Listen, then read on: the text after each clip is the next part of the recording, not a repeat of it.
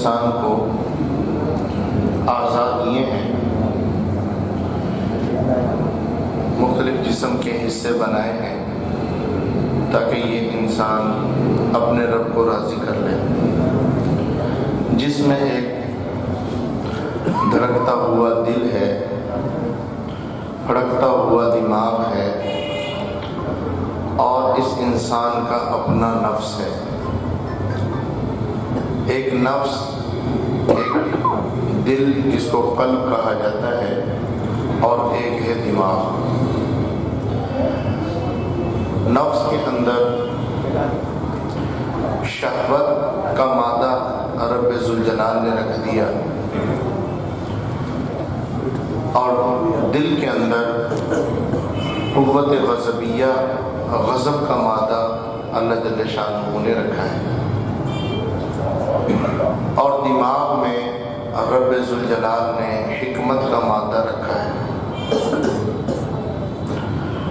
جب بندے کا دل صحیح ہو، اس کا تزکیہ اور اصلاح ہوئی ہو، تو یہ نرم ہوتا ہے۔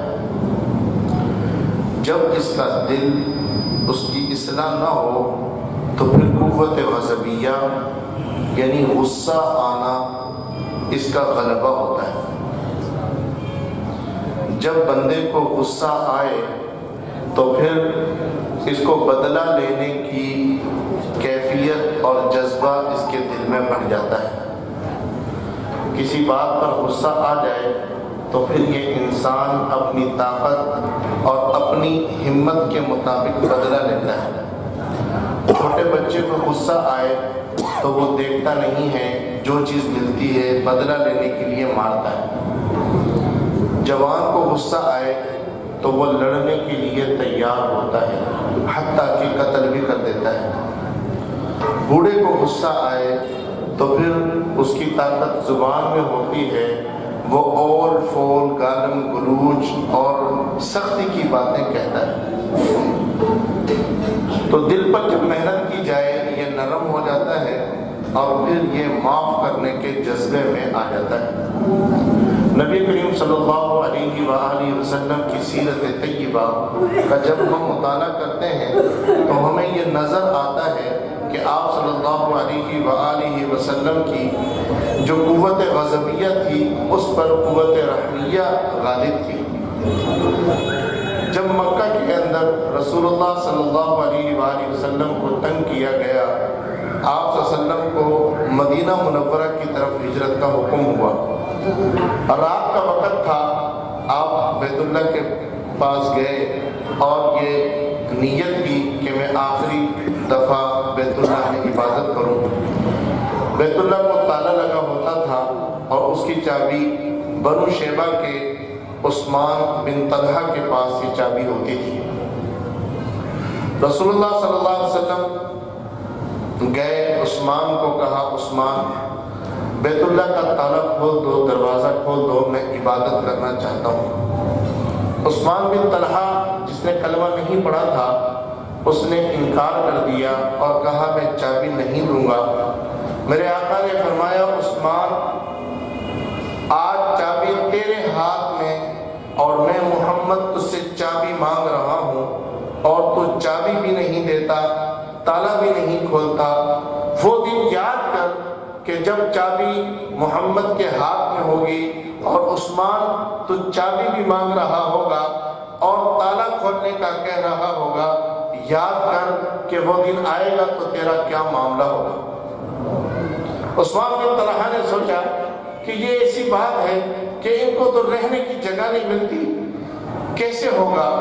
اور پھر چشم فلک نے وہ دن دیکھا کہ وقت آیا، مدینہ منورہ کے اندر انصار نے آپ کی نصرت کی اور غزوات ہوئے، جنگیں ہوئیں، اور وقت آیا، فتح مکہ کا دن آ گیا۔ فتح مکہ کے دن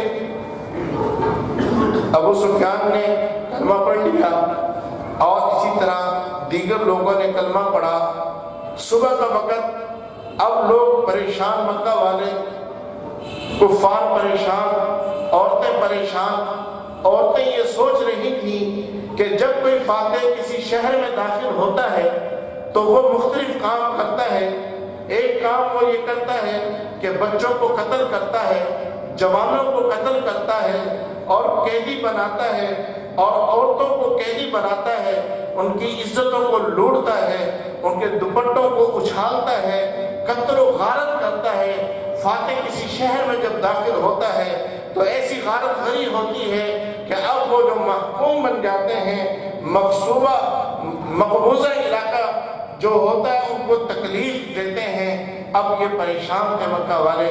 لیکن صبح جب دیکھا ایک صحابی جن کا نام حضرت سعد ہے کھڑے ہوئے اور کہنے لگے اليوم یوم الملحمہ اليوم نستحل الکعبہ، آج بدلے کا دن ہے، آج ہم بدلہ لیں گے، آج ہم بیت اللہ شریف میں قتل و غارت کو حلال کریں گے، آج ہم میرے آقا کے ایک ایک زخم کا، ایک ایک آنسو کا بدلہ لیں گے. سعد بن عبادہ فرماتے ہیں کہ آج بدلے کا دن ہے. سفیان کھڑے ہوئے، یا رسول اللہ، یہ آپ کا صحابی کیا کہتا ہے، آج بدلے کا دن ہے؟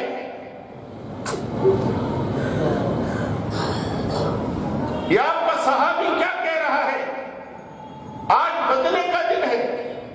میرے آقا نے فرمایا اليوم یوم المرحمہ، آج معاف کرنے کا دن ہے،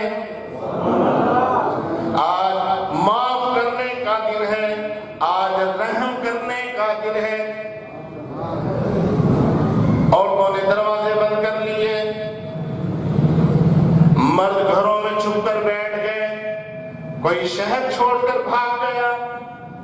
صحابہ آئے، جماعت آئی کہ ہمارے آقا نے حکم کر دیا ہے معافی کا دن ہے.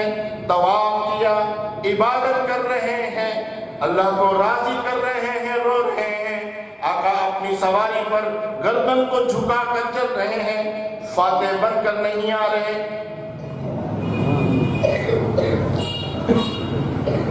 جو ابو سفیان کے گھر میں چلا جائے گا اس کو امان، جو بیت اللہ میں آ جائے گا اس کو امان، جو اپنے گھر کا دروازہ بند کر لے گا اس کو امان. معافی کا دن. آج اگر ہم اپنے دل کو ٹٹول کر دیکھیں تو ہمیں نظر آتا ہے یہ جو قوت غضبیہ ہے اس کا غلبہ ہے. بھائی بھائی کو معاف کرنے کے لیے تیار نہیں، دوست کو معاف کرنے کے لیے تیار نہیں، باپ بیٹے کو معاف کرنے کے لیے تیار نہیں ہے. ہر ایک اپنے حق کا مطالبہ کرتا ہے. وجہ کیا ہے؟ وجہ یہ ہے کہ دل کی محنت نہیں ہوئی، جو دل کی محنت ہے وہ نہیں ہوئی. حضرت ابراہیم بن ادہم رحمت اللہ علیہ حج کر کر واپس آ رہے تھے، بحری جہاز تھا تو ٹنڈ کرائی ہوئی تھی، گنجے تھے. جہاز کے اندر 250-300 افراد سفر کر رہے تھے، مرد بھی تھے، عورت بھی تھے، بوڑھے بھی تھے، بچے بھی تھے. حضرت ابراہیم بن ادہم رحمت اللہ علیہ مراقبے میں بیٹھ گئے.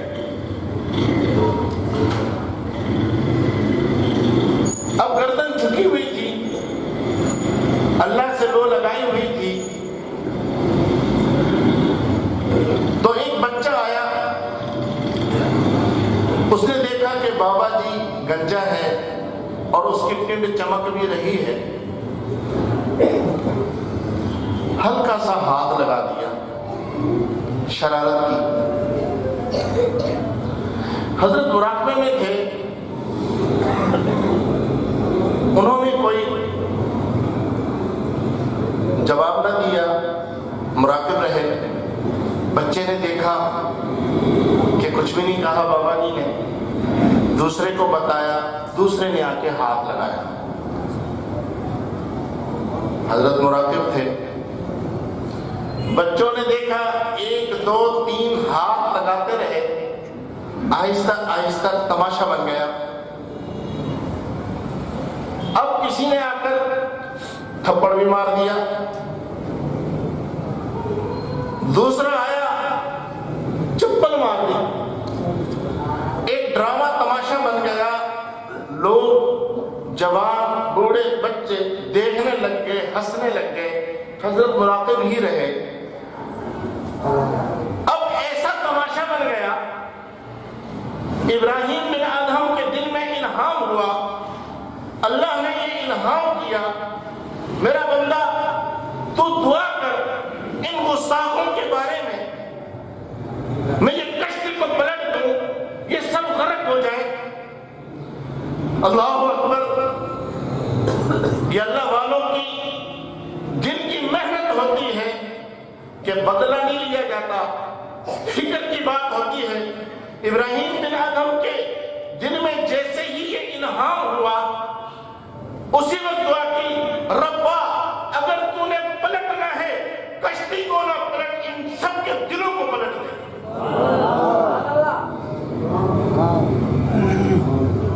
اللہ نے ان سب کو توبہ کی توفیق دی.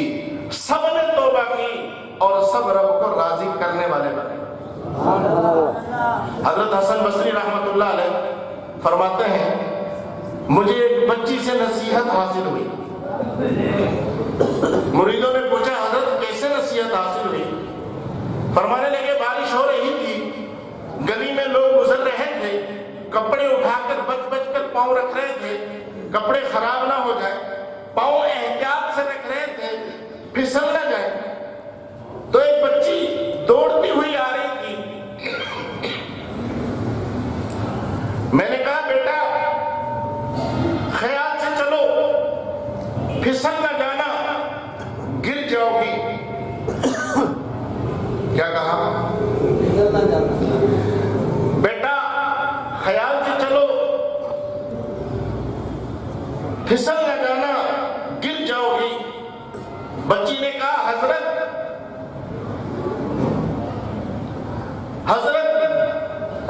میرا پاؤں پھسلا, میں گر جاؤں گی, کھڑی ہو جاؤں گی. اگر آپ کا پاؤں پھسلا تو امت کا نقصان ہو جائے. تو دوستو, یہ دل کو بنانا ہے, اور دل بنے گا اللہ والوں کی صحبت سے. اللہ والوں کی صحبت کیسے حاصل ہوگی؟ وہ خانقاہوں میں حاصل ہوگی. یہ نعمت ہے آپ کے لیے کہ آپ کے شہر میں خانقاہ آباد ہے. جن علاقوں میں خانقاہ آباد نہیں, وہاں کے فقیروں سے پوچھو کہ وہ کہاں کہاں جا کر در در کی ٹھوکریں کھا کر خانقاہوں میں پہنچتے ہیں. یہ اللہ والوں کی نسبت والی خانقاہ ہے. اور جس طرح مجھ سے پہلے حضرات فرما رہے تھے کہ یہ سودا کھرا ہے, سودا کھرا ہے, لینے والے بنے. لینا کس طرح ہے کہ اس مجلس کے اندر اپنے دل کے پیالے کو کھول کر بیٹھے. فرمایا کہ جب علماء کی مجلس میں بیٹھو تو نگاہوں کی حفاظت کرو, نگاہیں جھکا کر بیٹھو.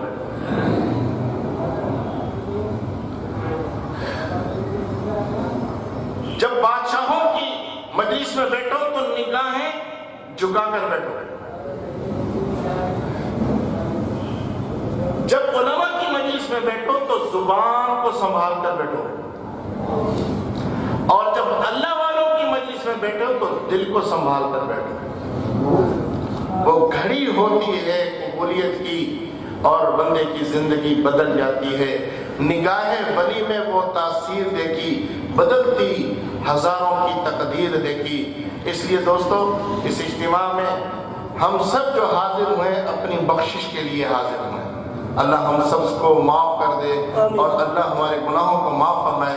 تھوڑی دیر اذان سے پہلے ذکر کرتے ہیں اور مختصر دعا کرتے ہیں. اپنی گردن کو جھکا لیں اور یہ تصور کریں کہ اللہ کے